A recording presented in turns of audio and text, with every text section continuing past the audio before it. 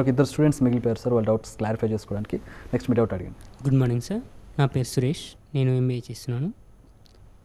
ఒక మంచి కుటుంబం సంతోషంగా ఉండాలంటే వాళ్ళ రిలేషన్షిప్ ఎలా మెయింటైన్ చేయాలి?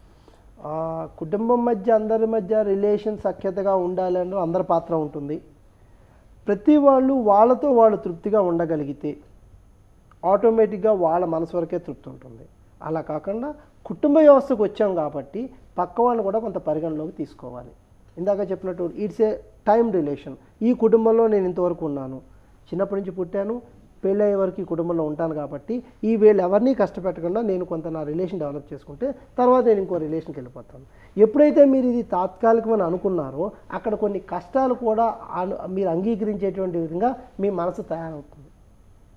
ఎందుకంటే ఎలాగైనా వెళ్ళిపోతాను, 5 నిమిషాలే సర్దుకుందాంలే అన్న భావన మీకు వస్తుంది. అప్పుడు మీరు కొన్ని సర్దుకుంటారు. ఎప్పుడైతే కొన్ని సర్దుకున్నారో ఇతరులకి బాధ కలిగించరు. ఇతరులకు ఎప్పుడైతే మీరు బాధ కలిగించరో మీ మధ్య రిలేషన్ చాలా బాగుంటుంది. సార్, కొంతమంది 30 ఏళ్ళకి పెళ్లి చేసుకుంటారు, కొంతమంది 40 ఏళ్ళకి పెళ్లి చేసుకుంటారు. అదే what is the right age? అంటే కరెక్ట్ టైం ఇప్పుడు పెళ్లి చేసుకోవడానికి ఏజ్, కరెక్ట్ ఏజ్? అలా అడిగినట్లయితే అసలు పెళ్ళి అనేది అవసరమా లేదా అనే దాని మీద కూడా చాలా చర్చ ఉంది. మీరు మీ జీవితాన్ని చాలా సంతృప్తిగా నిర్వర్తించుకోగలిగితే ఇట్స్ గుడ్. అలా కాకుండా ఏ క్షణాన్నైతే ఇప్పుడు ఆనందంగా ఉన్న నేను నా ఆనందాన్ని ఇంకొంచెం రెట్టింపు చేసుకోవచ్చు అంటే గుడ్గా ఉన్న నేను బెటర్గా కూడా అవ్వగలను అని అనిపించినప్పుడు మీరు ఎప్పుడైనా మ్యారేజ్ చేసుకోవచ్చు. దీనికి పర్టికులర్ ఏజ్ అంటూ ఏం లేదు. మీకున్నటువంటి శక్తి సామర్థ్యాలు, మీకున్నటువంటి వసతులు, వనరులు, ఇంటి పరిస్థితులు ఇవన్నీ మీకు అనుకూలిస్తున్నప్పుడు వీటిని ఇంకొంచెం ముందుకు ఎలా తీసుకెళ్ళగలను అన్నప్పుడు మీరు మీ జీవితంలో ఇంకో భాగస్వామిని ఆహ్వానించవచ్చు. ఆహ్వానించిన వెంటనే అది బెటర్ అవ్వాలి, ఉన్నది క్షీణించకూడదు. క్షీణించే పరిస్థితి కలిగింది అంటే మీ అధపాతానికి మీరే గోయి తీసుకున్నట్టు అవుతుంది. సో మ్యారేజ్ అనేది ఏ క్రూషియల్ డిసిషన్. ఒకళ్ళనొకళ్ళు అర్థం చేసుకోవాలి, ముందే మాట్లాడు. అయితే ఎన్ని సంవత్సరాల తర్వాత కూడా అర్థం కాని వాళ్ళు చాలామంది ఉంటారు. So before at least take a little precaution, కొంచెం అవకాశం తీసుకోండి. తీసుకుని ఈ టైంలో నాకు ఇది అవసరం లేదా ఇది నాకు సరిపోతుంది అనుకున్నప్పుడు మీరు ముందుకు వెళ్ళాలి. రైట్, ఇప్పుడు వరకు మీరు చెప్తున్నారు శాశ్వతం కాదు ఏ సంబంధం కూడా అని. అయితే ఒక వ్యక్తి అంటే మన ఇంట్లో వ్యక్తి కావచ్చు, మనకు దగ్గరైన వ్యక్తి కావచ్చు, అంటే ఒక భర్త కావచ్చు, భార్య కావచ్చు, ఒక ప్రేమికురాలు కావచ్చు, ప్రేమికుడు కావచ్చు, లేదంటే కొడుకు కావచ్చు, ఒక అంటే మనకు నష్టం జరిగినప్పుడు, వారు పోయినప్పుడు ఆ కలిగే బాధ అనేది అప్పుడు నిజంగా వాస్తవానికి ఇది ప్రాక్టికల్గా చేయగలమా? శాశ్వతం కాదనుకుని బాధపడకుండా ఉండగలరా? ఎంతమంది ఉండగలరు? శాశ్వతం కాదు బాధపడద్దని నేను చెప్పట్లేదండి. అవి తప్పకుండా స్వీట్ మెమరీస్. ఇప్పుడు మీరు అడిగిన దానికి ఆ భార్యాభర్తల మధ్య గొడవ ఎందుకు జరుగుతుంది, ఘర్షణ ఎందుకు వస్తుందంటే అప్పుడు ఎప్పుడో నువ్వు ఇలా చేసావు, 3 సంవత్సరాల క్రితం నేను మా నాన్నగారి ఇంటికి వెళ్దామంటే మీరు రాలేదు కదా అంటుంది ఈవిడ. ఇప్పుడు 3 సంవత్సరాల సంసారం అయిపోయింది. ఇప్పుడు నేను పద మీ నాన్నగారి ఇంటికి వెళ్దామన్న సందర్భం వస్తుందా? ఆ పండగ వెనక్కి వస్తుందా? రాదు కదా. ఆ గతం గురించి చర్చించుకోవడం ఎందుకు? అంటే ఇప్పుడున్న సమయం ఇద్దరూ కలిసి కూర్చుని ఆనందించాల్సిన సమయంలో కూడా గతాన్ని తీసుకుని ఘర్షణ తెచ్చుకుని వర్తమానాన్ని పాడు చేసుకుంటున్నారు. అలాగా లేని మనిషి గురించి బాధపడండి, కానీ బాధని మీరు వ్యక్తీకరించి 10 మందితో పంచాలన్నప్పుడు అక్కడున్న సిచ్యువేషన్ స్పాయిల్ అవుతుంది. ఎస్, మీకు అతని మీద ఎంత ప్రేమ ఉందన్నది అతని కోరికలు తీర్చడం వరకు సరిపోయింది. అతను ఉన్నంత వరకు మీరు జీవించగలిగితే చాలు. అతనితో ఉన్న సమయంలో అతనికి సంతృప్తిగా మీరు జీవిస్తారా? చాలాసార్లు ఇందాక మీరు అన్నటువంటి ఆ రియలైజేషన్ అనేది మనుషులు పోయేకి వస్తుంది. మనం దేవుడి గోళ్ళకి వెళ్తాం, లడ్డూలు పెడతాం, స్వీట్లు పెడతాం, అమ్మా నాన్న ఫోటోల దగ్గర దండ పెట్టి స్వీట్ పెట్టి ఇలా అంటాం. వాళ్ళు తినరు. వాళ్ళు బ్రతుకున్నప్పుడు 2 నిమిషాలు వాళ్ళకి కావాల్సిన పని మనం చేయగలిగితే ఆ తర్వాత మనం పశ్చాత్తాపడక్కలేదు. అదే రిలేషన్ అంటే. రిలేషన్ అంటే ఇప్పుడు ఉన్నది, ఈ క్షణాన్ని నువ్వు పోగొట్టుకుని తర్వాత అది శాశ్వతం బాధపడద్దు అని నేను యువతరానికి చెప్తున్నాను. నా పేరు సత్యప్రసాద్, నేను ఎంబీఏ చదువుతున్నాను. రిలేషన్స్లో భావాలు అనేవి మారడం జరుగుతాయా?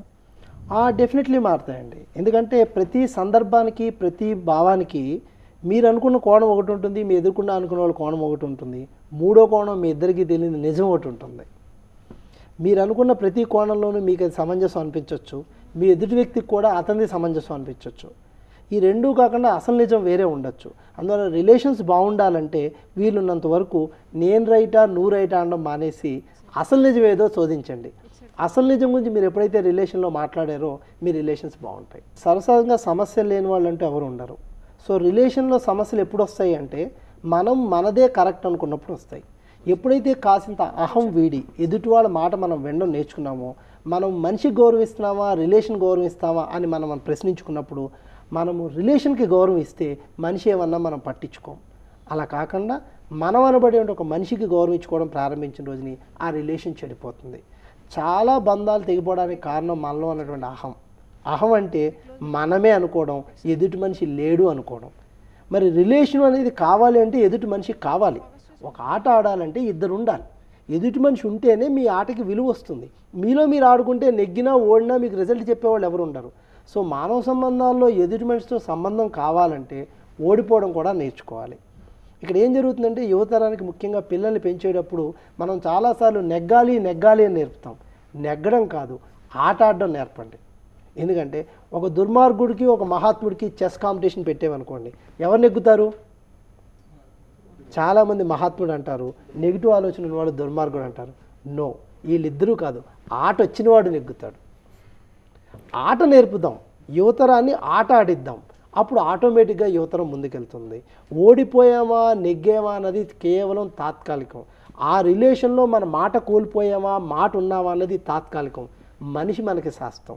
ఆ రిలేషన్ తోటి మనం కంటిన్యూ అయ్యేటప్పుడు అతను అన్న చిన్న మాటలు మనకి బాధ కలిగించం.